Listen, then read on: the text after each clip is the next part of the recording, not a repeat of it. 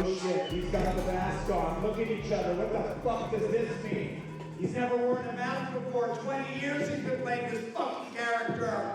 And now, toughen up, get ready. Yeah. Fuck yeah. And cut. God, he looks scared. Fix him. Okay. Cut, guys. Guys, it's awesome. Great job, team. Looks really good. Really good. Okay. Yeah.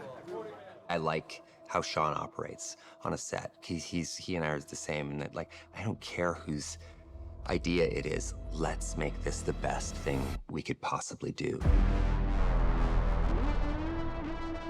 The movie has a lot of action. It has a lot of violence. How do you give the audience a full meal without it feeling like you're bludgeoning them with more of the same? For one thing, you don't do it digitally, you do it real. Then you find a different idea for each action scene. What's an idea that's gonna distinguish it? How can we approach this one fight where finally Deadpool and Wolverine are not trying to kill each other? They're fighting together. Come on!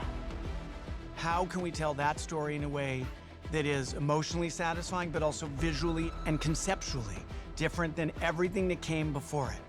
And that led to what we now call the Oner. This is one shot showing the human body doing stuff for real in real space in uninterrupted time.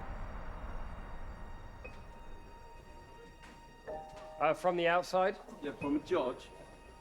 So when we finish George, Yeah, boom, yeah. Wolverine coming in. The Oner, as we call it, is something that's been discussed from very, very early on. And when we first talked about it, Ryan said to me, I have been dreaming about this shot for, I think he said 7 or 9 years.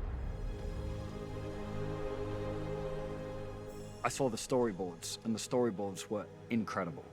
The difficulty of putting all of those pieces of the pies together are so massive that it never really happens.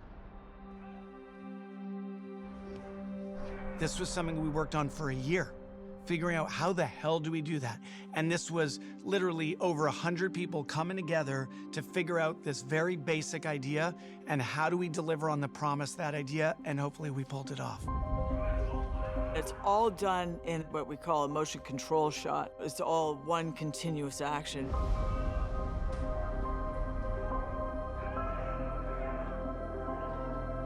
I'm here operating the Milo motion control rig. Basically, it's a machine that holds a camera and it's accurate down to microns. And the reason for this is so that we can get the camera moving and it's exactly the same time and time again, and we can repeat those passes. The Oner broke down in our minds in 4 sections. We only had a 3-hour window a day where the light would be in the correct position to make it work. And we would just get section 1 one day, and then once we'd got that section, we'd spend the rest of the day rehearsing for the next day, and then it just went on like that. Yes, we got it. We got it. It feels so iconic, this idea of these two characters in this one shot that goes along. But the reality of it was it's 3 minutes long. And I remember finishing 2 or 3 takes so out of breath.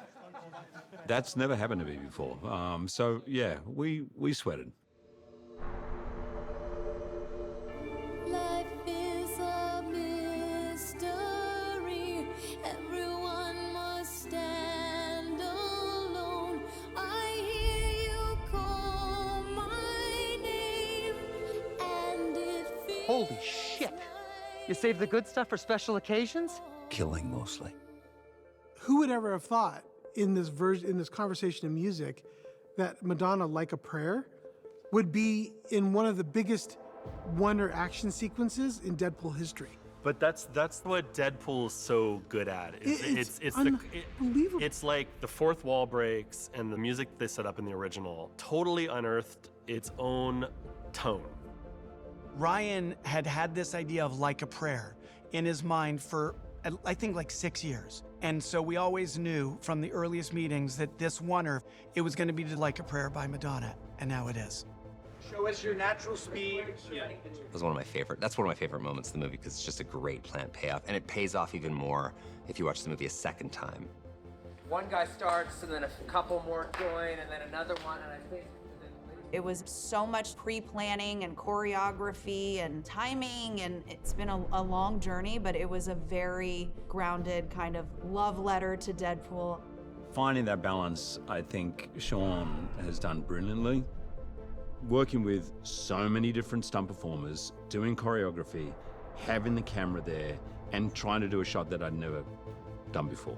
And it was a challenge that I loved. And Ryan and Sean, who conceived of that idea, was just genius. When fans see that scene, I know it's going to be one they're going to rewind over and over and over again.